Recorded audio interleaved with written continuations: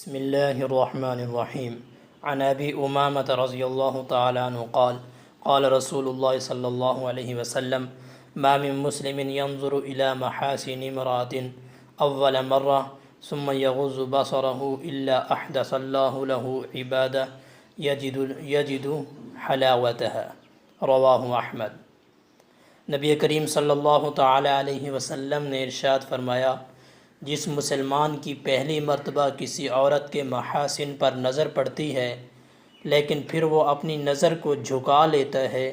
تو اللہ تعالیٰ اس کے لیے ایسی عبادت پیدا کر دیتے ہیں کہ وہ اس کی مٹھاس کو محسوس کرتا ہے۔ دوستو، نظروں کی حفاظت کے متعلق ہم کافی وقت سے بات کر رہے ہیں۔ دیکھیں، کل ہم نے اختصار سے یہ بات ضرور عرض کی تھی کہ تقویٰ بہت بنیادی بات ہے۔ نظر کو جھکانے کے لیے جب تک دل میں یہ بات پیدا نہیں ہوگی کہ میرا یہ فعل اللہ کو ناپسند ہے اور میں نے کوئی کام ایسا نہیں کرنا جو اللہ کو ناپسند ہے،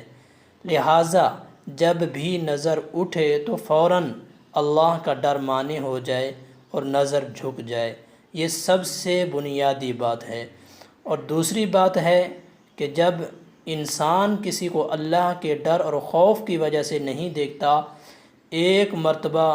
اس کی خوبصورتی پر نظر پڑنے کے باوجود نظر کو جھکا لیتا ہے تو پھر اللہ تعالیٰ اس پر انعام دیتے ہیں، اور اس انعام کی امید اور یقین کے ساتھ بندہ پھر اپنی نظر کو جھکائے رکھتا ہے تو یہ انعام اللہ تعالیٰ نے خود بیان فرمایا ہے کہ اللہ کے نبی صلی اللہ علیہ وسلم نے ارشاد فرمایا کہ اللہ تعالیٰ اس آدمی کے لیے جو اپنی نظر کو جھکا لیتا ہے ایسی عبادت کو پیدا کرتے ہیں جس کی لذت کو یہ محسوس کرتا ہے، کیونکہ اس نے اپنی مرغوب چیز چھوڑی ہے، یعنی جس کے ساتھ اس کی آنکھوں کو بہرحال لذت حاصل ہو رہی تھی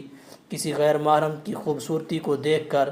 تو یہ دیکھ رہا تھا، اب اس نے اللہ کی رضا کے لیے اللہ کے ڈر سے اس کو چھوڑا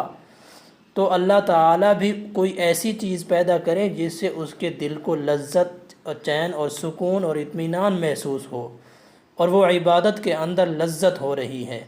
اصل لذت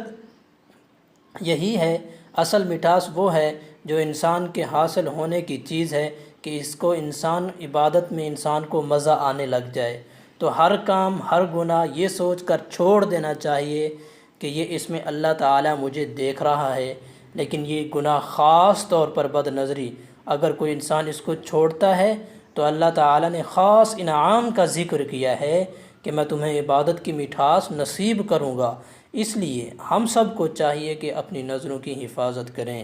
السلام علیکم ورحمۃ اللہ وبرکاتہ۔